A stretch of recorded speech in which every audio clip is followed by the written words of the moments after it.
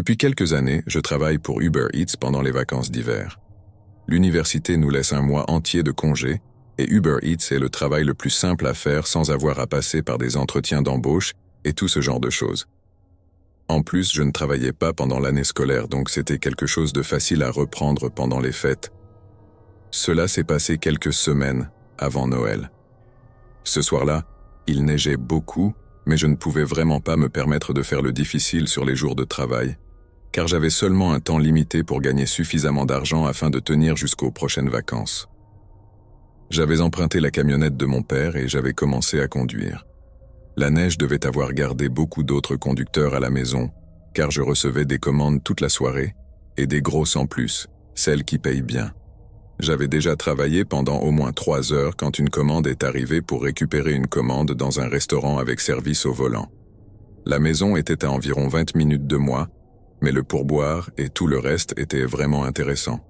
Il n'y avait honnêtement rien d'anormal ou de suspect dans cette commande, c'était comme toutes les autres. J'ai récupéré la commande et je suis parti en direction de la maison.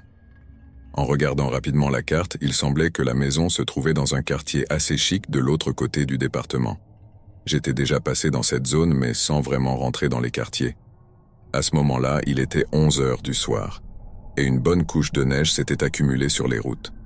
Je commençais aussi à être fatigué, alors je me suis dit que ce serait ma dernière livraison avant de rentrer chez moi pour recommencer demain. Une fois arrivé dans le quartier, j'ai conduit dans la rue et observé les maisons en passant. Elles étaient toutes immenses et disposaient de beaucoup de terrain entre elles, mais aucune des maisons ne semblait être très récente. Elles avaient ce style typique des anciennes demeures bourgeoises, essentiellement très grandes mais sans grand attrait. Bref, il m'a fallu un certain temps pour arriver à l'adresse à laquelle je devais livrer. L'allée était recouverte d'au moins 30 cm de neige, alors j'ai garé la camionnette dans la rue, puis je suis sorti pour marcher jusqu'à la maison, me couvrant les pantalons et les chaussures de neige. Je remarquai qu'aucune lumière n'était allumée aux fenêtres et qu'un morceau de papier était scotché sur la porte d'entrée. Une fois arrivé sur le perron, je me suis approché pour regarder de plus près. En haut de la page, il était écrit « Avis » en grosses lettres rouges, et les premières lignes indiquaient que cela avait été émis par le département. Mais avant que je ne puisse lire plus loin, j'ai entendu des pas crisser dans la neige derrière moi. Je me suis retourné et j'ai vu un homme s'approcher de moi depuis le côté du garage. Il avait les cheveux ras et portait une veste sale. « Je viens juste déposer votre commande », dis-je pour rompre le silence, mais l'homme continuait d'avancer sans rien dire. Une fois qu'il fut à quelques mètres de moi, j'ai senti que quelque chose n'allait pas chez lui. C'était un pressentiment. Il me regardait avec des yeux froids et fatigués, puis tendit la main pour prendre le sac. Je le lui tendis, mais il ne bougeait toujours pas. Il restait là, immobile, sur le chemin qui menait à l'allée. Plus les secondes passaient, plus je réalisais à quel point il était étrange qu'il soit dehors à cette heure, et encore plus qu'il ne rentre pas maintenant qu'il avait récupéré le sac. « Bonne nuit, monsieur », dis-je en me décalant sur le côté et en commençant à marcher pour passer devant lui. L'homme resta là, immobile, avant de se retourner brusquement. Du coin de l'œil, il me sembla qu'il avait tendu son bras, comme s'il essayait de m'attraper. Je reculai rapidement et me tournai pour lui faire face, alors qu'il commençait à avancer vers moi en disant « Viens avec moi » tout en tendant la main. Je reculais aussi vite que possible dans la neige épaisse, et l'homme continuait de me poursuivre en criant de ne pas courir. Une fois que j'ai réussi à trouver un bon appui, j'ai pu le distancer et courir vers ma camionnette, reculant avant même qu'il n'ait la chance de m'atteindre. En partant, j'ai regardé dans le rétroviseur et j'ai vu l'homme rester planté dans l'allée, me regardant fixement. J'ai appelé la police dès que j'étais sorti du quartier, mais l'homme avait déjà disparu. Plus tard dans la soirée, les policiers m'ont informé que la maison n'appartenait à personne pour le moment, ce qui, je suppose, était lié à l'avis collé sur la porte. Ce que l'homme essayait de faire reste inconnu, mais depuis cette expérience, je suis toujours sur mes gardes lorsque je livre à une maison sans aucune lumière allumée, en me demandant si je pourrais revoir cet homme. L'année dernière, pour le Nouvel An, Mes 2 meilleurs amis et moi avons décidé que ce serait amusant de se retrouver et de louer une maison pour la nuit. Nous n'étions pas trop attirés par les grandes fêtes, mais on aimait bien passer du temps entre nous, en petit comité. De plus, nous vivions tous dans des chambres en résidence universitaire, donc avoir une maison pour nous seuls, ne serait-ce que pour une fois, semblait être une excellente idée, même sans faire la fête. Mon ami Jason a loué une maison sur Airbnb dans les environs de la ville où nous nous trouvions. J'ai fait du covoiturage avec mon autre ami, Christian, et nous avons retrouvé Jason là-bas, le jour du réveillon, vers midi. Ce lieu ressemblait plus à une cabane qu'à une maison normale, avec tout en bois, et les caractéristiques typiques d'une cabane.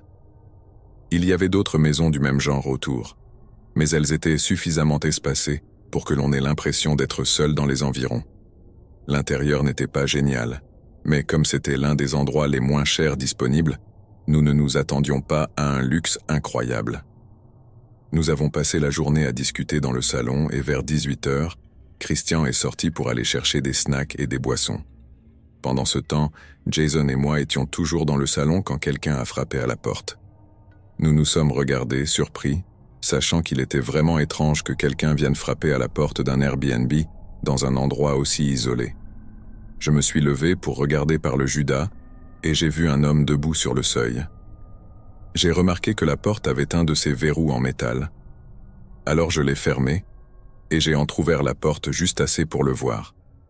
Habituellement, je n'ouvre pas à un inconnu, mais étant dans la maison de quelqu'un d'autre, je ne savais pas s'il s'agissait peut-être de l'hôte ou autre chose. L'homme m'a regardé et j'ai immédiatement perçu un air de mécontentement sur son visage. Il semblait en colère pour une raison quelconque, et cela est devenu plus évident lorsqu'il a commencé à parler.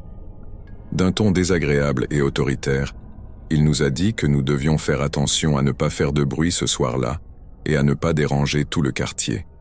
La manière dont il l'a dit était presque menaçante, comme si nous avions déjà fait du bruit mais nous n'avions rien fait de bruyant, ni même prévu de le faire.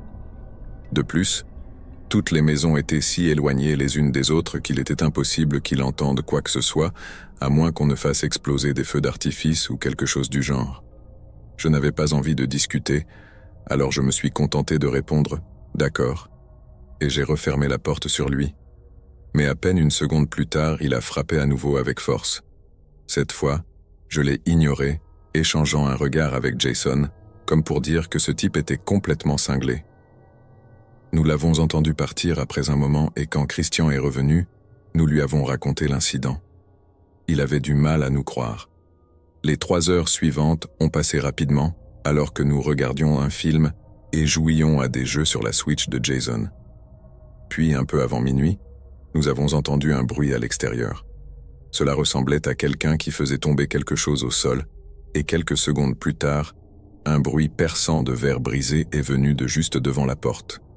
Nous nous sommes tous levés en courant pour regarder par la fenêtre et avons vu le même homme que plus tôt, debout près de la voiture de Christian, qui était maintenant couverte de morceaux de verre provenant du pare-brise éclaté. L'homme tenait une batte de baseball en métal et semblait dans un état de folie, faisant des allers-retours tout en devenant de plus en plus agressif. Christian, furieux, a ouvert la porte et est sorti pour le confronter. Jason et moi avons couru pour l'arrêter, mais avant même d'arriver à la porte, un coup de feu a retenti dans la cabane.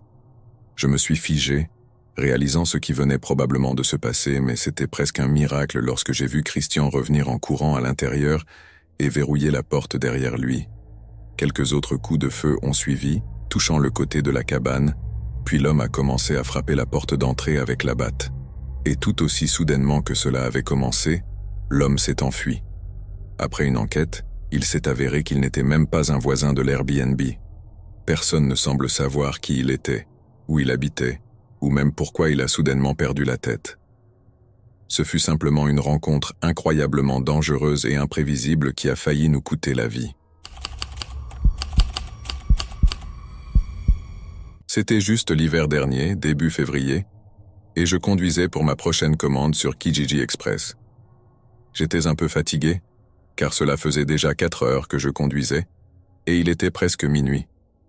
Après cette livraison, j'avais décidé de rentrer à la maison, car je craignais de m'endormir au volant. surtout avec toute la glace et la neige sur la route. Je roulais sur une route assez déserte. C'était une route secondaire qui reliait deux des principales villes de ma région. Mais il y avait un tronçon de 5 km sans bâtiment, ni maison, ni aucun endroit où s'arrêter. Alors que je roulais sur cette portion, je ne sais pas vraiment ce qui s'est passé, mais j'ai soudainement été frappé par une vague de fatigue et j'ai perdu ma concentration sur la route pendant juste quelques secondes. Mais c'est tout ce qu'il a fallu. Je pense que j'ai glissé sur une plaque de verglas et je me suis déporté sur le côté. Même si j'ai repris mes esprits tout de suite après, c'était déjà trop tard. J'ai essayé de redresser la voiture sur la route, mais elle a glissé tout droit et est tombée dans un petit fossé entre la route et la forêt. Ce n'était pas un accident grave, car la neige avait amorti l'impact, mais cela m'a tout de même secoué un peu. Je savais immédiatement qu'il serait impossible de sortir de cette situation. Ma voiture était coincée sur la pente du fossé dans la neige épaisse. Je n'ai même pas essayé de sortir pour voir à quel point c'était grave. J'ai tenté de manœuvrer la voiture pour avoir un peu de traction, mais cela n'a fait qu'empirer les choses. Alors que j'essayais de trouver une solution, j'ai remarqué des phares au loin. Au début, je pensais que c'était juste une voiture qui passait, mais après quelques secondes, il était clair qu'elle ne bougeait pas. Quelqu'un devait être garé plus loin sur la route, phares allumés, ce qui m'a mis mal à l'aise à cause de la coïncidence. Il n'y avait personne sur cette longue route déserte, et voilà cette voiture qui ne bougeait pas. Il n'était pas assez proche pour avoir pu s'arrêter et m'aider, mais pas assez loin non plus pour ne pas voir mes phares. J'ai sorti mon téléphone, et j'ai appelé mon père, sachant qu'il serait encore réveillé, en espérant qu'il pourrait m'aider. Je n'avais jamais été dans une telle situation auparavant, donc je ne savais vraiment pas quoi faire. Il m'a dit qu'il allait appeler l'assistance routière et qu'il viendrait me rejoindre. Je l'ai remercié et j'ai ressenti un soulagement en sachant qu'il serait là dans quelques minutes. Je me suis tourné de nouveau vers la route pour chercher les phares que j'avais vus, mais ils avaient disparu. Il faisait trop sombre pour que je voie quoi que ce soit à cette distance sans lumière, donc je ne savais pas s'ils étaient beaux partis ou s'ils avaient simplement éteint leurs phares. Cela commençait à me rendre nerveux, d'autant plus que le silence devenait de plus en plus oppressant, n'entendant que le vent souffler autour de ma voiture. Après 3 minutes d'attente, j'ai vu une silhouette marcher vers ma voiture. Elle venait de la direction où les phares avaient été. Je l'ai observée avancer lentement à travers la neige, jusqu'à arriver à environ 5 mètres de l'avant de ma voiture. Puis, la personne s'est arrêtée. Elle se tenait là, dans la neige, me faisant face, mais sans bouger. Je ne voyais pas grand-chose d'elle, car elle portait une capuche qui couvrait son visage, mais la façon dont elle restait immobile dans mes phares m'a terrifié. Après un moment, j'ai klaxonné doucement, juste pour lui faire savoir que j'étais dans la voiture et que je l'avais vu. Pourtant, il ne bougea pas et ne réagit pas. Alors que je sortais mon téléphone pour rappeler mon père, l'homme s'est finalement retourné et est parti, disparaissant dans l'obscurité sur la route. J'ai quand même appelé mon père pour lui parler de cette étrange personne qui errait ici, et il m'a dit qu'il arrivait dans 1 minute. Cette fois, je suis resté au téléphone avec lui, et environ 30 secondes plus tard, j'ai vu des phares s'allumer plus loin sur la route et se diriger vers ma voiture. Une fois arrivés juste de l'autre côté de la route, ils se sont garés et ont éteint leurs phares. Je ne pouvais pas voir au-dessus du fossé, mais j'ai entendu une porte s'ouvrir. J'ai crié à travers le téléphone pour demander ce qui se passait, mais c'est à ce moment-là que la voiture de mon père est arrivée en trombe et s'est arrêtée brusquement devant ma vue. J'ai entendu mon père crier après quelqu'un, puis la personne est remontée dans sa voiture et a démarré en trombe. Ils ne sont jamais revenus, mais mon père a dit que le gars tenait quelque chose dans ses mains. Quelque chose qui ressemblait à un objet pour forcer la serrure de ma voiture. Heureusement, tout s'est bien terminé après ça, et il s'est avéré que la voiture n'avait presque aucun dégât.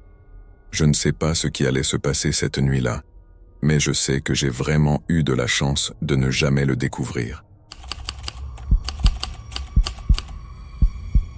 Je travaille à temps partiel dans une station-service de ma ville, située plutôt en périphérie, près des banlieues. C'est une station-service tout ce qu'il y a de plus classique, ni particulièrement effrayante, ni isolée. J'ai choisi de travailler là-bas uniquement parce que les loyers augmentaient, et mon autre travail ne suffisait plus pour couvrir mes dépenses. Le seul créneau que je pouvais prendre, en fonction de mon emploi du temps, était le quart de nuit, et les stations-service sont l'un des rares endroits à proposer ces horaires-là. C'était il y a seulement 10 mois. Il faisait assez froid ce soir-là, et il restait encore de la neige au sol après une forte chute quelques jours auparavant. Mais à part ça, la nuit se déroulait de manière assez habituelle. Étant en banlieue, il n'y avait pas beaucoup de circulation autour de la station. C'était surtout quelques voitures qui passaient de temps en temps. Aux environs de minuit, seule une poignée de voitures venait à la station chaque heure. Au bout d'un moment, je me suis ennuyé et j'ai décidé de quitter le comptoir pour me promener dans le magasin, réorganisant les articles sur les étagères pour qu'ils aient l'air bien rangés. Ce n'est que quelques minutes plus tard que j'ai entendu la porte s'ouvrir. Je me suis retourné et j'ai vu un homme entrer directement jusqu'au comptoir. Il se penchait par-dessus le comptoir, regardant des deux côtés comme s'il cherchait quelqu'un pour l'aider. « Puis-je vous aider ?» dis-je en retournant vers le comptoir. L'homme se tourna et me regarda presque comme si je l'avais surpris. Puis, il hésita avant de répondre « Non, ça va », et de sortir du magasin. Il était assez évident qu'il avait besoin d'aide pour quelque chose. Mais en voyant ça, ma première pensée fut qu'il envisageait peut-être un braquage. Après tout, je travaillais dans une station-service, donc c'était quelque chose qui me traversait l'esprit de temps en temps. J'ai regardé l'homme sortir et monter dans une voiture garée à un endroit assez bizarre, près des pompes, mais pas vraiment dans la zone de stationnement. Il est monté dans la voiture et est parti. Je n'avais aucun moyen de savoir s'il planifiait vraiment quelque chose, mais tout semblait indiquer que oui.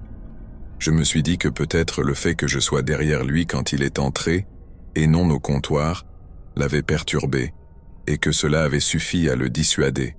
Quoi qu'il en soit, j'étais presque sûr, après quelques minutes de réflexion, qu'il s'agissait d'une tentative de braquage. J'ai donc appelé la police pour le signaler au cas où ils essaieraient dans une autre station-service. Ils m'ont dit qu'un officier arriverait dans quelques minutes pour prendre mon témoignage, alors j'ai raccroché et j'ai attendu. Mais à peine une minute plus tard, la même voiture est revenue sur le parking. Ils sont retournés exactement à la même place où ils s'étaient garés avant, puis ont simplement attendu là, moteur allumé. J'étais presque certain de voir du mouvement sur les deux sièges avant, comme s'il y avait au moins 2 personnes dans la voiture. J'ai rapidement verrouillé les portes de la station et me suis préparé à ce qui pourrait bientôt arriver. En continuant de regarder par la fenêtre, la voiture restait là. Personne n'en sortait, comme s'ils attendaient le bon moment. Heureusement, les policiers sont arrivés et ont immédiatement reconnu la voiture que j'avais décrite. Ils se sont garés derrière eux, bloquant la voiture. Étonnamment, il n'y a pas vraiment eu de scène. L'officier s'est simplement approché et a fait sortir 2 hommes, dont l'un était celui qui était entré plus tôt. Ils ont essayé de faire comme s'ils ne faisaient rien de suspect, mais ça n'a pas vraiment fonctionné. Bien que leur plan semblait simple à première vue, leur voiture révélait une possibilité bien plus troublante. Dans le coffre, il y avait une réserve d'armes, ainsi que de la corde, du ruban adhésif et d'autres objets du même genre. Les 2 hommes sont maintenant derrière les barreaux, mais je me sens encore presque traumatisé en sachant ce qu'ils avaient dans leur voiture. Si je ne les avais pas signalés après cette première interaction étrange, j'aurais vécu bien pire qu'un simple vol, et il est possible que je n'aurais plus jamais été revu après cette nuit. Cela s'est passé en 2015. J'avais déménagé dans une petite maison loin de ma ville natale l'année précédente, donc je m'habituais encore à la région et je n'avais pas encore rencontré beaucoup de monde. Je travaillais aussi depuis chez moi, ce qui rendait les rencontres encore plus difficiles. Pour Noël, je n'avais aucun plan, ma famille était trop loin et je n'avais pas assez de jours de congé pour aller les voir. C'était donc en fait mon premier Noël seul. La veille de Noël, je suis resté éveillé à travailler, en me disant que j'allais prendre de l'avance pour ne pas avoir à m'occuper de quoi que ce soit le jour de Noël. Je travaillais dans le salon, écoutant de la musique, quand à travers celle-ci j'ai entendu quelque chose venant de l'extérieur. J'ai enlevé un de mes écouteurs pour écouter, mais je n'ai rien entendu de plus. Je me suis donc levé pour jeter un coup d'œil. Avec mes écouteurs, il était difficile de savoir d'où venait le bruit, mais j'étais à peu près sûr qu'il venait de l'extérieur de la maison et non de l'intérieur. Je suis allé à la fenêtre arrière, mais je n'ai rien vu. Je suis ensuite allé à la fenêtre de devant et là encore, rien. Puis j'ai regardé par la porte d'entrée. Sur le porche, il y avait des empreintes de chaussures dans la neige. Elles allaient jusqu'à ma porte d'entrée puis repartaient vers l'allée. Il n'y avait aucun colis ni courrier sur le porche, juste ces traces de pas. C'était vraiment étrange, et cela m'a rendu un peu nerveux. Je ne comprenais pas pourquoi quelqu'un viendrait jusqu'à ma porte à 23 heures la veille de Noël. J'ai vérifié que la porte était bien verrouillée, puis je suis retourné travailler, avant d'aller me coucher peu après. C'était un peu bizarre de se réveiller le matin de Noël, ayant l'impression que c'était un jour comme les autres. J'ai fait un café et je me suis installé dans mon fauteuil pour regarder la télévision. Je pense que j'ai passé toute la matinée à regarder des émissions et des films. J'ai appelé mes parents et discuté avec eux un moment, mais c'est à peu près tout ce que j'ai fait. J'ai pensé à sortir, mais il faisait vraiment froid, et le vent était très fort, donc je suis resté à l'intérieur toute la journée. Vers 18 heures, je n'avais pratiquement rien fait de la journée. J'ai préparé le dîner en pensant me coucher tôt. Mais ensuite, j'ai entendu quelque chose dehors. Le bruit de pas dans la neige se dirigeant vers la porte d'entrée. Je suis resté silencieux, sachant que personne n'était censé venir ici. Après quelques secondes, j'ai de nouveau entendu des pas, cette fois s'éloignant de la maison. Je suis monté pour vérifier, et j'ai vu presque la même scène que la veille. Après cela, je me suis forcé à rester éveillé plus longtemps.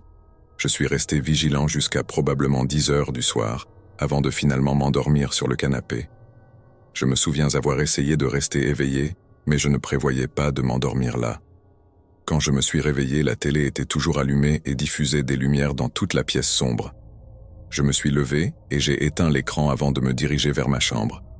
Alors que je traversais le couloir, mes yeux se sont immédiatement fixés sur la porte de ma chambre. Elle était ouverte, alors que je la gardais toujours fermée. Je me suis approché et l'ai poussé plus grand, puis j'ai allumé la lumière. Des empreintes de chaussures mouillées étaient dispersées sur le sol, allant jusqu'à la fenêtre et en revenant. Complètement sous le choc, je me suis retourné et ai allumé la lumière du couloir, découvrant encore plus d'empreintes allant vers le salon. Je les ai suivies, mais elles s'arrêtaient juste à l'extérieur du salon, comme si elles avaient fait demi-tour après m'avoir vu endormi sur le canapé. Il n'y avait aucune autre trace dans la maison. La police a fait ce qu'elle a pu, mais pour être honnête, ils n'ont pas vraiment été d'une grande aide. Leur théorie actuelle est que l'homme était venu les 2 nuits précédentes pour voir si j'étais chez moi. Ne voyant personne répondre à la porte, il a probablement pensé que j'étais parti pour les fêtes. Il est probable qu'il soit entré chez moi pour me cambrioler, mais cela reste extrêmement perturbant, surtout que j'étais chez moi, endormi pendant que tout cela se passait. Quoi qu'il en soit, cette personne n'est jamais revenue. Cela s'est passé en janvier dernier. J'avais pris une semaine de congé après le Nouvel An, principalement dans l'espoir que tout le monde serait retourné au travail et que je pourrais profiter de ma semaine tranquillement, sans que tout soit bondé. Mes projets consistaient à faire quelques courses et à me détendre dans mon appartement, seul. Ce jour-là, je conduisais dans la neige, passant par quelques magasins, avant de retourner à mon appartement vers 19 heures. Une fois rentré, je me suis détendu et je me suis installé sur le canapé avec quelques snacks que je venais d'acheter.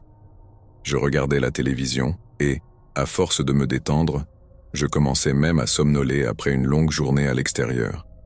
Vers 20h30, le système d'interphone de mon appartement a émis un bourdonnement, signalant que quelqu'un était à l'extérieur et voulait que je lui ouvre l'accès au bâtiment. Je n'attendais personne, donc je n'avais aucune idée de qui cela pouvait être. La personne a appuyé de nouveau, alors je me suis levé et je suis allé jusqu'à la fenêtre qui donnait sur l'entrée du bâtiment. J'ai essayé de ne pas trop soulever les stores, juste assez pour voir qui c'était. Devant la porte de l'immeuble se trouvait un homme imposant. Il neigeait encore dehors, et il faisait sombre, mais je pouvais dire qu'il avait une 40aine d'années, et je ne l'avais jamais vu auparavant. Il n'y avait que 3 autres personnes qui habitaient dans l'immeuble à cette époque, donc je connaissais au moins de vue les habitants, et il ne faisait pas partie d'eux. J'ai également pensé que s'il vivait ici ou rendait visite à quelqu'un d'autre, cette personne lui ouvrirait la porte. Je suis retourné à l'interphone, je l'ai coupé, puis je suis revenu sur le canapé pour continuer à regarder la télévision. Je n'y ai plus vraiment pensé, et je me suis même endormi plusieurs fois dans l'heure qui a suivi. Finalement, j'ai éteint la télé et je suis allé me coucher. Il devait être environ 22 heures. Je me suis endormi presque aussitôt après m'être allongé. Quelques heures plus tard dans la nuit, je me suis brusquement réveillé à cause d'un bruit sourd juste à l'extérieur de ma chambre. C'était extrêmement fort. Mais ayant été réveillé en sursaut, je ne savais pas ce que c'était ni d'où cela venait exactement. Mon cœur battait à toute vitesse alors que je fixais la porte de ma chambre, écoutant attentivement. Maintenant, tout était très silencieux, comme si rien ne s'était passé. Je suis sorti du lit et je me suis lentement dirigé vers la porte, posant mon oreille contre celle-ci pour écouter. C'était toujours calme, rien d'autre que les craquements habituels des murs du bâtiment. J'ai tourné la poignée et j'ai regardé dans le salon sans voir quoi que ce soit d'anormal. L'appartement était vraiment sombre, mais pour une raison que je ne comprenais pas, j'ai ressenti le besoin de rester silencieux et de ne pas me faire remarquer. J'ai donc laissé les lumières éteintes en avançant dans le salon et en regardant dans le couloir. La porte de mon appartement était grande ouverte. Je me suis figé, fixant l'entrée béante, et une vague de peur m'a envahi. Cela ne semblait presque pas réel. J'ai fait quelques pas en arrière, restant silencieux, puis je suis retourné vers ma chambre. De l'autre côté de la porte, j'ai remarqué une énorme bosse dans le bois, juste à côté de la poignée. Une fois que j'ai vu cela, je suis immédiatement rentré dans ma chambre. J'ai verrouillé la porte derrière moi et j'ai appelé la police tout en me cachant dans le placard. J'étais persuadé que la personne qui s'était introduite chez moi était toujours dans l'appartement et que ce n'était qu'une question de temps avant qu'elle n'entre dans ma chambre. Mais alors que j'attendais l'arrivée de la police, l'appartement est resté silencieux. Celui qui avait forcé l'entrée était déjà parti. Même la police n'a rien trouvé qui puisse aider à l'identifier. Ce qu'ils pensent, c'est que l'intrus a probablement sonné à tous les appartements, jusqu'à ce que quelqu'un de suffisamment gentil lui ouvre. Une fois à l'intérieur, il n'est pas très clair pourquoi il a choisi de venir chez moi. Peut-être pensait-il que l'appartement était vide. Ce qui est vraiment étrange, c'est la bosse sur la porte de ma chambre, qui était probablement la source du bruit qui m'a réveillé.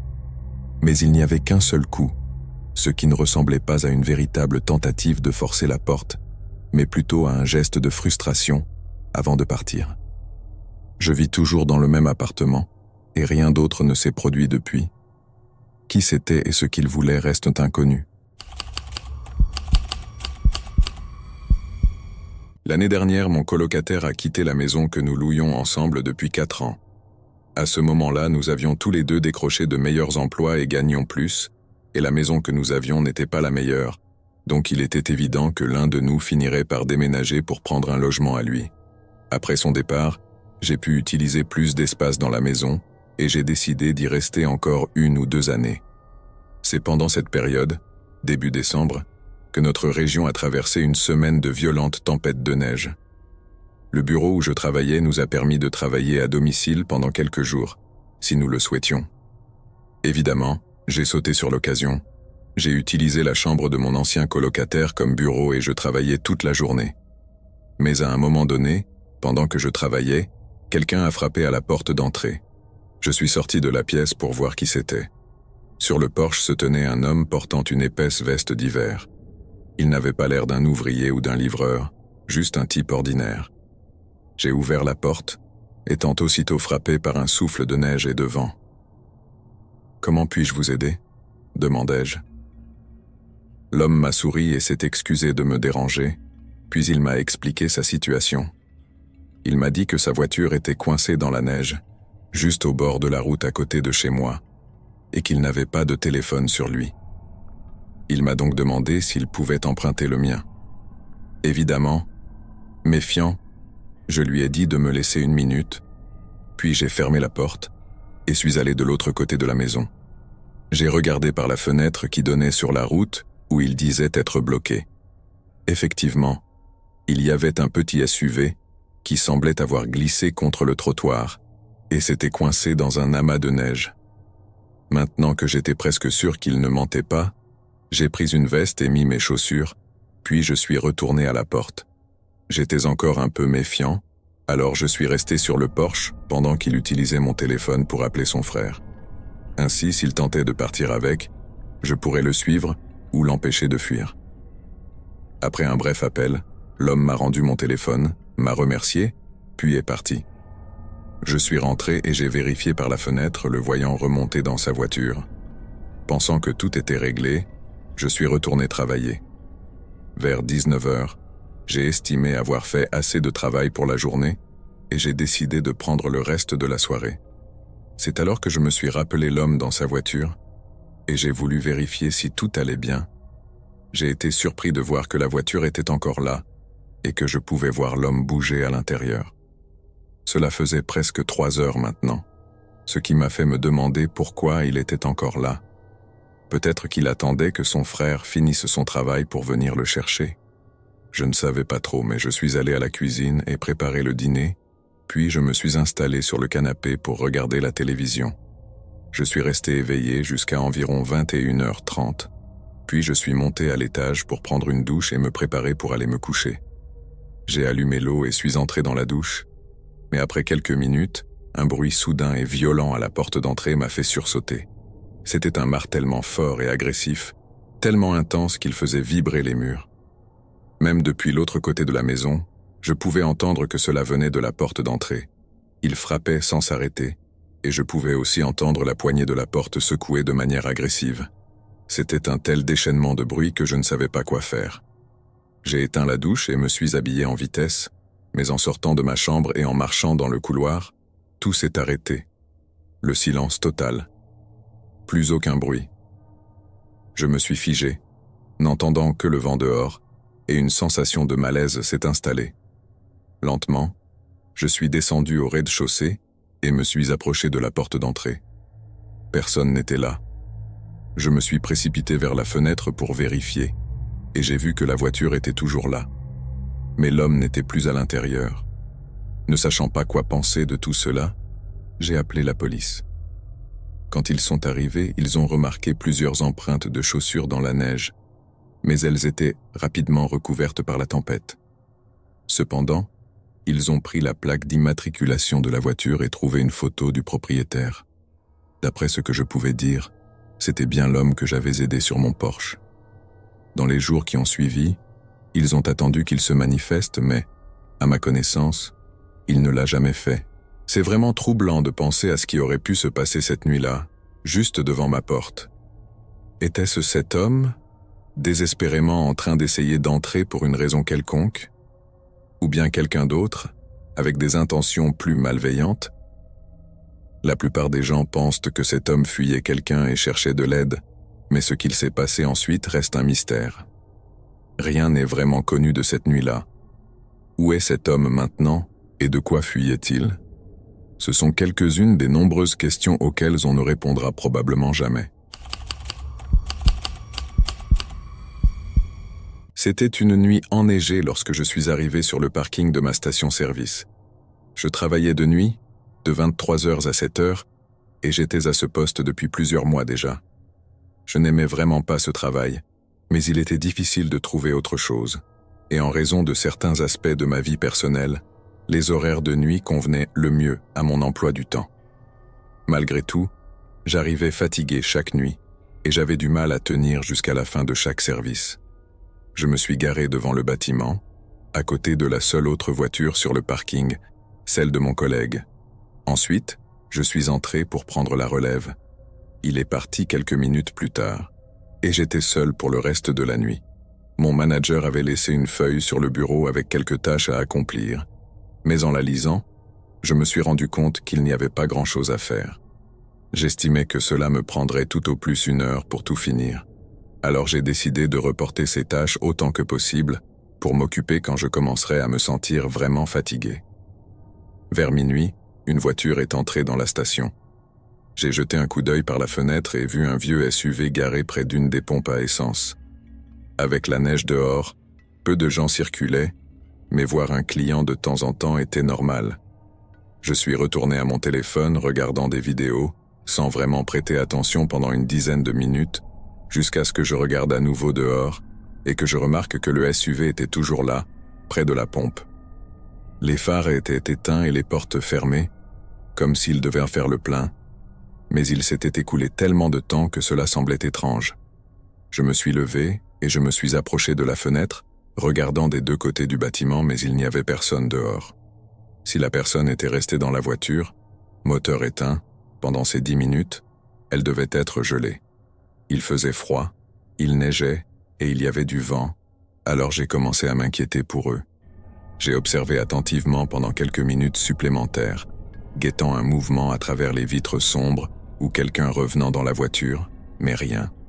C'était comme si la voiture avait été abandonnée juste à côté de la pompe. Après quelques instants de réflexion, j'ai enfilé ma veste et je suis sorti. Je me suis immédiatement rendu compte que j'avais raison. Il faisait bien trop froid pour que quiconque reste dans la voiture sans moteur ou dehors plus de quelques minutes. Je me suis précipité vers la voiture et j'ai regardé autour de moi. Ensuite, j'ai collé mon visage à la vitre pour essayer de voir à l'intérieur. « Bonjour, quelqu'un là-dedans ? Juste pour m'assurer que vous allez bien, ai-je appelé. Mais d'après ce que je pouvais voir, il n'y avait personne à l'intérieur. Il était difficile de bien voir, donc quelqu'un aurait pu y être, mais j'étais presque sûr que non. Encore plus confus, j'ai reculé et regardé autour de moi dans le parking vide de la station-service avant de retourner à l'intérieur. En marchant, j'ai baissé les yeux et j'ai remarqué des empreintes de chaussures dans la neige allant vers le bâtiment, mais pas vraiment vers l'entrée principale, plutôt sur le côté. J'ai regardé en arrière et j'ai vu qu'elles semblaient provenir de la voiture. À ce moment-là, j'étais gelé et je n'avais pas envie de continuer à enquêter sans d'abord me réchauffer un peu. De retour à l'intérieur, j'ai allumé le petit chauffage près du comptoir et mis mes mains devant pour me réchauffer. Je n'étais là que depuis 30 secondes ou 1 minute quand un bruit sourd a résonné dans le bâtiment, venant de derrière moi. Je me suis retourné, ne voyant rien, puis je suis allé derrière le comptoir, en direction de l'arrière du magasin. Sur le sol, il y avait des flaques d'eau sale comme de la neige fondue provenant des bottes de quelqu'un. Sentant un frisson parcourir mon corps, je me suis rapproché de la pièce de stockage et, en tournant le coin, j'ai aperçu dans le noir la silhouette d'une personne. Il était grand, avec de larges épaules et une grosse barbe hirsute, et il me fixait du regard. Mon cœur s'est arrêté un instant. Après le choc initial, ma réaction a été de retourner au comptoir. Je ne sais pas pourquoi, peut-être que j'étais trop choqué pour réagir correctement. Après avoir fixé la porte de la réserve pendant un temps indéterminé, j'ai pris discrètement le téléphone du magasin et appelé la police, chuchotant une demande d'aide. J'ai alors vécu les 10 minutes les plus angoissantes de ma vie en attendant leur arrivée. Pendant ce temps, je n'ai entendu ni vu quoi que ce soit venir de la réserve, ce qui a en fait accentué ma peur. Pour une raison quelconque, l'homme n'est jamais sorti pour me confronter. Lorsque 2 policiers sont enfin arrivés et sont entrés, je leur ai dit discrètement où se trouvait l'homme. Ils ont fouillé la pièce pendant que je restais à l'avant, mais j'ai été choqué quand ils sont revenus sans personne. L'homme avait disparu. Des empreintes de bottes mouillées entourèrent la porte arrière, mais dehors, on voyait des traces fraîches dans la neige, allant tout droit, en direction du champ complètement obscur qui s'étendait sur des kilomètres. Évidemment, personne ne pouvait fouiller cela la nuit, mais même lorsqu'ils l'ont fait dans les jours qui ont suivi, ils n'ont rien trouvé. Ce champ était immense, il aurait pu aller n'importe où, mais il faisait si froid et venteux cette nuit-là que j'étais presque sûr qu'ils retrouveraient un corps. Le SUV a été emporté pour obtenir plus d'informations, mais d'une manière ou d'une autre, ils n'ont trouvé aucun historique de propriété. Cela nous a donc laissés avec ce que nous savons de cette nuit-là, et nous en sommes toujours là. Qui était cet homme et ce qu'il faisait reste un mystère, tout comme l'endroit où il se trouve aujourd'hui. Je mange souvent trop pendant les week-ends et parfois lors des jours sans école. Cela s'est produit quelques semaines avant les vacances de Noël de notre école. C'était un vendredi soir et je n'avais aucun plan, alors j'ai pensé, pourquoi ne pas gagner quelques sous au lieu de m'ennuyer à traîner à la maison toute la journée? J'ai commencé à conduire et j'ai ouvert l'application pour commencer à recevoir des commandes. Il ne neigeait pas, mais il faisait vraiment froid et venteux, et il y avait encore une fine couche de neige sur les routes laissées par la journée précédente. Je pense qu'il était 6 heures du soir lorsque j'ai commencé, et j'ai effectué quelques commandes avant de recevoir une demande pour aller chercher quelque chose dans un Burger King à proximité. Une fois que j'ai récupéré la nourriture, j'ai vérifié sur l'application où je devais livrer. Au début, Il était clair que ce n'était pas une adresse résidentielle, mais lorsque j'ai zoomé, j'étais un peu plus confus de voir que c'était à l'angle de 2 rues, semblant être une station-service. Bien que je trouvasse cela inhabituel, j'ai cliqué sur « Débuter l'itinéraire » et j'ai commencé à conduire. Je ne pensais pas que c'était quelque chose de mauvais. Je pensais juste que ça allait être une interaction maladroite, puisque je devrais probablement trouver la personne dans le parking et lui donner la commande directement. D'habitude, je ne vois jamais les clients et je fais juste un dépôt rapide. À mesure que je m'approchais et que je roulais vers l'intersection, je vis que c'était bien une station-service à l'endroit où les indications me conduisaient. La station-service semblait normale, mais il n'y avait aucune voiture dans le parking. Je suis entré et me suis garé dans l'un des emplacements à l'arrière, puis je suis resté dans ma voiture, essayant de regarder autour de moi à la recherche de quelqu'un. L'application aurait dû les informer que j'étais arrivé, alors je m'attendais à ce que quelqu'un soit là en m'attendant, mais même après quelques minutes, personne n'était là. J'ai envoyé un message via l'application pour leur faire savoir que j'étais dans le parking et que j'attendais. Ensuite, je suis sorti de ma voiture pour voir si je pouvais mieux observer les alentours. L'ensemble de l'intersection était vide, aucune voiture ne passait, et tous les magasins de l'autre côté de la rue semblaient fermés pour la nuit. Plus je restais là, plus je me sentais mal à l'aise. J'ai vérifié mon téléphone, ne voyant toujours aucune réponse de la part du client. J'étais sur le point de retourner dans ma voiture lorsqu'un camion est entré dans la station-service. Il a passé les pompes et s'est garé juste à quelques emplacements de moi. C'était un vieux pick-up rouge foncé avec des vitres teintées. La première pensée qui m'est venue à l'esprit a été « Pourquoi auraient-ils commandé pour livraison s'ils allaient simplement venir ici ?» J'avais pensé qu'il pourrait être un employé de la station-service ou qu'il traînait ici pour une raison quelconque, mais maintenant cela semblait beaucoup plus suspect qu'auparavant. La porte du conducteur s'est ouverte et un homme est sorti du camion. À première vue, il avait une apparence très négligée, comme quelque chose que vous vous attendez à voir chez quelqu'un qui vit dans la rue. Même ses vêtements semblaient sales, tachés et déchirés. En sortant, j'ai levé le sac avec un léger sourire, mais l'homme ne l'a même pas regardé. Il gardait ses yeux rivés sur moi alors qu'il s'approchait, et quelque chose m'a frappé, me donnant l'envie de partir immédiatement. J'ai posé le sac sur le sol, et presque immédiatement, l'homme a commencé à marcher plus vite, comme s'il savait que j'allais partir. Je suis retourné à ma voiture, et j'ai commencé à reculer juste au moment où l'homme arrivait à ma porte. Mais il a alors couru directement vers son camion, laissant la nourriture sur le sol. En quittant la station-service, je l'ai vu faire marche arrière rapidement et commencer à accélérer vers la sortie que je prenais. J'ai mis le pied au plancher, brûlant un feu rouge et filant sur la route jusqu'à ce que j'arrive à un endroit où il y avait plus de voitures. Le camion a essayé de me suivre pendant 1 minute, mais a ensuite tourné au moment où j'étais en sécurité.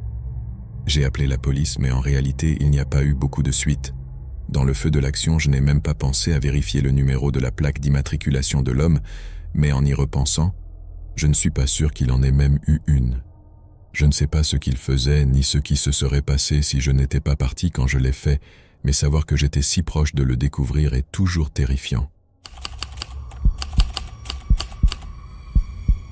Je fais des livraisons pour le Papa John's de ma ville. Je suis à l'université, donc c'est l'un des quelques petits boulots que j'ai pu choisir. Quelques-uns de mes amis travaillent aussi ici, mais nous sommes tous livreurs. Donc même quand nous avons les mêmes horaires, on ne se croise presque jamais. Ça s'est passé en décembre dernier, alors que je prenais des heures supplémentaires avant Noël. Ce soir-là, il neigeait pas mal, ce qui rallongeait les livraisons et augmentait le nombre de commandes.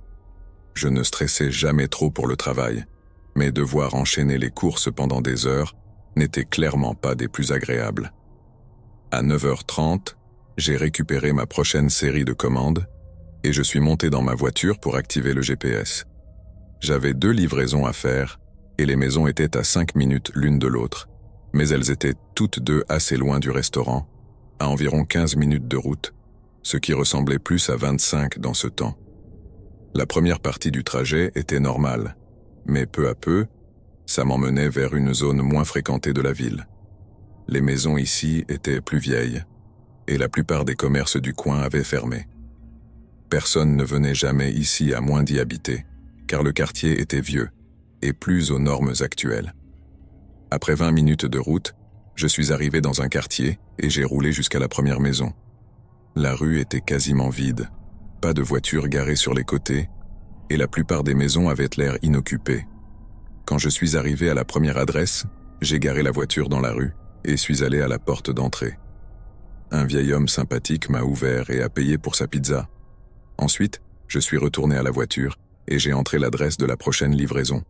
C'était dans le même quartier, mais je me suis rendu compte en conduisant que ça m'emmenait plus profondément dans le quartier, là où il y avait de moins en moins de maisons et plus d'espace entre elles. Quand je suis finalement arrivé à l'adresse, je ne voyais aucune autre maison autour. Il n'y avait que des arbres qui entouraient la zone. J'ai de nouveau garé la voiture dans la rue et je suis allé frapper à la porte. J'ai attendu patiemment sur le porche, mais il faisait froid et mes vêtements étaient trempés à cause de la neige, ce qui n'aidait pas. Après 1 minute, la porte s'est enfin ouverte. C'était une femme d'âge moyen, qui avait l'air de s'être réveillée à peine quelques instants plus tôt. Ses cheveux étaient en désordre et ses yeux semblaient de fatigués et sans expression. « J'ai votre commande pour 2 pizzas », ai-je dit en lui tendant les boîtes et en lui donnant le montant à payer. Elle a pris les pizzas et les a posées sur une table à côté d'elle, puis m'a demandé de patienter un moment pendant qu'elle allait chercher de l'argent. 1 autre minute s'est écoulée avant qu'elle ne rouvre la porte. Elle commença à compter de l'argent lentement, essayant de tout additionner, mais il y avait clairement quelque chose d'étrange chez elle. C'est difficile de dire exactement quoi, mais tout ce qu'elle faisait semblait simplement bizarre. Puis comme si ce n'était pas assez étrange, elle a commencé à me parler de choses banales, comme comment se passait ma journée et tout ça. J'ai répondu poliment, mais c'était vraiment étrange, comme si elle essayait de gagner du temps. À un moment donné, pendant qu'elle parlait, j'ai regardé en direction de ma voiture pour m'éloigner mentalement de cette situation inconfortable. C'est alors que j'ai remarqué un homme debout juste à côté de ma voiture. Il regardait à l'intérieur et faisait quelque chose à la porte. Quand j'ai reporté mon attention sur la femme, son visage s'était soudainement rempli de colère. J'ai tout compris, mais trop tard. Elle m'a saisi le bras et a commencé à crier à l'homme près de ma voiture. Il s'est retourné et a commencé à courir vers nous, pendant que la femme essayait de m'attirer à l'intérieur de la maison. J'ai réussi à la repousser et à me libérer, puis mes instincts ont pris le dessus et j'ai couru dans les bois. Je pouvais entendre les pas lourds de l'homme dans la neige derrière moi tout le long de la forêt, jusqu'à ce qu'il finisse par s'estomper. Après 2 minutes de sprint, je me suis arrêté pour reprendre mon souffle. Heureusement, la lune éclairait suffisamment la forêt pour que je puisse m'y retrouver et retourner sur l'une des rues du quartier. J'ai appelé la police dès que j'ai eu du réseau, et après 10 minutes à attendre dans le froid, un agent est arrivé. Une autre voiture de patrouille est allée à la maison et a trouvé l'homme en train d'essayer de forcer l'entrée de ma voiture. En gros, le motif était probablement dû au fait que le couple n'avait plus d'argent et en était venu à l'idée de voler mon véhicule. Toute la distraction de la femme était pour permettre à l'homme de me dérober sans que je ne m'en rende compte. Mais comme je les ai surpris, on ne sait pas vraiment ce qu'ils auraient fait ensuite. Peut-être qu'ils m'auraient laissé partir, mais il est évident que je les aurais dénoncés, donc je ne pense pas que c'était leur intention. Je suis juste reconnaissant d'être parti indemne et d'avoir été leur première victime avant qu'ils n'aient eu l'occasion de refaire ça à quelqu'un d'autre. C'était en janvier et je louais un chalet d'hiver situé près d'un lac de pêche sur glace. C'était un petit chalet rudimentaire, équipé uniquement des éléments essentiels, conçu pour des gens comme moi qui aiment venir au lac pour pêcher, surtout en hiver. Habituellement, j'invitais un ami à m'accompagner, mais parfois j'y allais seul, et je n'avais jamais eu de problème. J'avais prévu d'y passer 3 jours sans autre objectif que de m'installer au bord du lac et de pêcher. Le premier jour, à mon arrivée, j'ai installé mes affaires dans le chalet et pris mes aises. J'ai fait un café chaud et me suis détendu près du feu de cheminée pendant la plus grande partie de l'après-midi. Le chalet ne comportait qu'une seule pièce, donc le lit, la cheminée et tout le reste étaient dans le même espace. De toute façon, je me suis endormi tôt et me suis réveillé à 7 heures du matin pour aller au lac. C'était à environ 10 minutes à pied du chalet, en empruntant un petit sentier boisé entièrement recouvert de neige. Une fois arrivé au lac, j'ai trouvé un bon endroit, installer mes affaires, percer la glace et commencer à pêcher. Pour moi, c'est une activité très apaisante, même si je sais que beaucoup trouvent cela ennuyeux. Je suis resté sur le lac pendant plusieurs heures, probablement 3 ou 4, puis j'ai rangé mes affaires, car la neige commençait à tomber plus fort et le vent se levait. En quittant le lac pour revenir sur le sentier, j'ai immédiatement remarqué une série d'empreintes dans la neige longeant les miennes. Elles allaient jusqu'au bord du lac où j'étais, puis faisaient demi-tour pour revenir vers le chalet. Me sentant un peu mal à l'aise à l'idée que quelqu'un ait pu être là derrière moi, peut-être à m'observer, j'ai décidé de suivre les traces pour voir où elles menaient. Elles suivaient en grande partie le sentier qui ramenait au chalet, mais au lieu de se diriger vers le chalet, elles bifurquaient dans les bois. Autant que je pouvais voir, elles continuaient tout droit à travers les arbres. Encore plus confus et légèrement nerveux, je suis rentré dans le chalet et je me suis réchauffé près de la cheminée. À ma connaissance, il n'y avait rien ni personne à des kilomètres à la ronde, ce qui rendait la présence de quelqu'un ici, en plein hiver, encore plus étrange. J'ai préparé à manger et je suis resté dans le chalet pour le reste de la soirée, maintenant le feu allumé et lisant la plupart du temps. Mais environ 1 heure après le coucher du soleil, j'ai entendu du bruit à l'extérieur, un léger craquement dans la neige, mais bien reconnaissable comme étant des pas. Je me suis approché de la fenêtre et j'ai instantanément vu une silhouette près des arbres, marchant en direction du sentier. Cette personne portait des vêtements épais qui couvraient entièrement son corps, rendant impossible de discerner ses traits. Une fois arrivé au sentier, la personne a tourné et a commencé à venir droit vers le chalet. J'ai baissé la tête et écouté les pas qui se rapprochaient, de plus en plus près, jusqu'à ce qu'ils soient juste contre le mur. Les pas se sont déplacés sur le côté, juste sous la fenêtre où je me cachais. Leur ombre bougeait, comme si cette personne essayait de regarder à l'intérieur. Puis, tout à coup, ils se sont arrêtés. J'ai levé doucement la tête et j'ai vu leurs yeux fixés sur moi. J'ai sursauté, reculant de quelques pas, tandis que la personne essayait rapidement d'ouvrir la fenêtre. J'ai couru attraper un couteau posé à proximité, mais après quelques autres tentatives infructueuses d'ouvrir la fenêtre, la personne a pris la fuite. Je l'ai regardée disparaître dans les bois enneigés, prenant la même direction d'où elle était venue. Après cela, j'ai rapidement fait mes bagages et suis parti vers ma voiture, quittant les lieux seulement quelques minutes plus tard. Je ne sais pas qui c'était ni ce qu'il voulait, mais ils savaient que je séjournais là, m'ayant vu au lac, et sont volontairement revenus en pleine nuit pour tenter de s'introduire par la fenêtre. Ils avaient donc certainement de mauvaises intentions. Heureusement, je m'en suis sorti indemne, mais j'ai le sentiment que cette nuit aurait pu être ma dernière. Il y a 2 ans, j'ai passé Noël avec mon colocataire. Nous étions tous les deux à l'université et partagions le loyer d'une petite maison dans la banlieue, à l'extérieur du campus. Apparemment, nos familles respectives n'étaient pas particulièrement portées sur Noël, et comme nous étions aussi un peu fauchés, nous avons décidé de rester à la maison pendant les vacances d'hiver. Nous avions quand même fait un peu de décoration et acheté des petits cadeaux bon marché l'un pour l'autre pour célébrer Noël à notre manière. À part ça, nous avions surtout prévu de regarder des films et peut-être d'aller à une soirée le soir de Noël. Le jour de Noël, nous avons ouvert nos cadeaux et traîné un peu.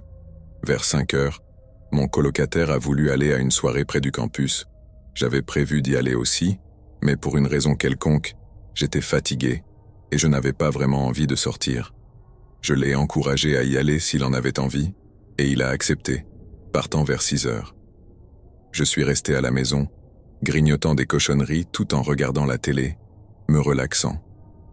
Puis, vers 8 heures, je me suis senti agité, avec envie de faire quelque chose. N'ayant aucun endroit ouvert, j'ai attrapé ma veste et décidé de sortir pour faire une petite promenade, histoire de regarder les maisons avec des décorations de Noël. Il faisait froid dehors, mais ce n'était pas glacial. J'ai marché dans le quartier, puis à travers l'un des parcs voisins. Pendant que je traversais un sentier boisé, je suis passé devant un homme assis sur un banc. Cette partie du parc était assez isolée, sans maison à proximité, et l'homme était assis là seul. C'était un peu triste à voir, mais quand je suis passé près de lui, il m'a lancé un regard froid. C'était très étrange et cela a éveillé ma curiosité. Pourquoi était-il là, seul, dans le froid? Je me suis mis à marcher plus vite, atteignant la fin du sentier avant de faire demi-tour pour rentrer chez moi. Tout le reste du chemin, je n'arrêtais pas de penser à cet homme et à ce qu'il pouvait bien faire là. Quelque chose dans son regard me donnait un mauvais pressentiment. Une fois arrivé à la maison, j'ai ouvert la porte d'entrée, les refermé derrière moi et enlevé mes chaussures. Mais avant même que je n'ai pu avancer, j'ai entendu un bruit sourd juste derrière la porte. Cela m'a surpris car cela s'était produit juste après que je sois entré. J'ai penché la tête pour regarder à travers le Judas et j'ai vu l'homme du parc debout sur mon porche, fixant la porte. Son visage était complètement inexpressif, ni sourire, ni froncement de sourcils, juste vide. J'ai entrouvert la porte et demandé « Est-ce que ça va ?» L'homme m'a regardé avec ses yeux sans émotion et n'a pas dit un mot. Je lui ai de nouveau demandé s'il allait bien ou s'il avait besoin de quelque chose, mais il n'a toujours rien répondu. Gêné par la situation, j'ai refermé la porte et regardé à nouveau par le Judas. L'homme est resté là pendant au moins 1 minute entière, puis s'est déplacé sur le côté, hors de ma vue. J'ai remarqué que les rideaux de la fenêtre étaient ouverts, lui offrant une vue sur l'intérieur de la maison. Je n'avais pas envie qu'il me voie, alors j'ai eu peur de m'approcher des rideaux pour les fermer. Tout ce qu'il pouvait probablement voir, c'était le sapin de Noël et le canapé, mais c'était tout de même très inquiétant de savoir qu'il regardait dans ma maison. Je suis policier dans mon département depuis presque 10 ans. J'ai vu des choses folles et dérangeantes, des moments qui m'ont parfois fait remettre en question mon choix de carrière. Mais ce qui s'est passé cette nuit-là reste gravé dans ma mémoire. C'est souvent cet événement auquel je pense le plus. On approchait de la fin de l'hiver, mais dans ma région, il fait froid, jusqu'à la mi-printemps. Ce soir-là, j'étais assigné à patrouiller sur l'autoroute principale pour une grande partie de mon service. En général, lors d'une nuit typique, j'arrête 2 ou 3 voitures pour excès de vitesse, mais il n'y a pas grand-chose d'autre. Parfois, une demande de renfort peut arriver, mais la plupart du temps, les patrouilles sont ennuyeuses et sans incident. Je roulais le long de l'autoroute, suivant ma boucle habituelle, jusqu'à environ 2 heures du matin, quand je suis passé devant une voiture sur le bas-côté, que je n'avais pas vue auparavant. Ses lumières étaient éteintes, et elle était bien éloignée de la route sur l'accotement, donc je ne l'ai remarqué qu'au dernier moment en la dépassant. Je suis sorti à la prochaine sortie et ai fait tout un détour, prenant environ 15 minutes avant de revenir à l'endroit où j'avais vu la voiture. Je pensais que c'était probablement juste un véhicule abandonné ou en panne que je n'avais pas remarqué plus tôt, donc je ne me suis pas pressé. Je me suis garé derrière à environ 5 mètres en laissant mes phares allumés. J'ai signalé à la radio que j'allais inspecter un véhicule présumé vide sur l'autoroute en direction sud, puis je suis sorti avec ma lampe torche pour m'approcher. Ma première impression fut l'état de la voiture. Elle avait l'air très ancienne, probablement des années 90, avec de la rouille, des bosses et des rayures un peu partout. J'ai regardé par la fenêtre côté conducteur avec ma lampe torche, mais il n'y avait personne à l'intérieur. Cependant, en balayant l'intérieur avec la lumière, j'ai remarqué quelque chose d'inquiétant. Il y avait un tas de vêtements sur le siège arrière, semblant appartenir à une jeune femme. Mais la façon dont ils étaient éparpillés me paraissait anormale. Je me suis déplacé de l'autre côté du véhicule, mais un bruit léger derrière moi a soudainement attiré mon attention. J'ai tourné rapidement et pointé ma lampe torche vers les bois qui entouraient l'autoroute, et immédiatement, le bruit s'est arrêté. Mais j'avais entendu assez pour reconnaître des pas. Quelqu'un marchait là-bas, peut-être m'observait-il. J'ai crié, demandant à cette personne de se montrer, les mains en l'air. Il y a eu un silence, alors j'ai crié de nouveau, mais personne n'a répondu. Mon cœur battait fort dans ma poitrine. J'ai signalé la situation et demandé des renforts. Je suis resté là, fixant les bois, honnêtement inquiet pour ma sécurité. Si quelque chose de grave s'était produit ici, il serait logique que la personne là-bas essaie de m'empêcher de découvrir quoi que ce soit.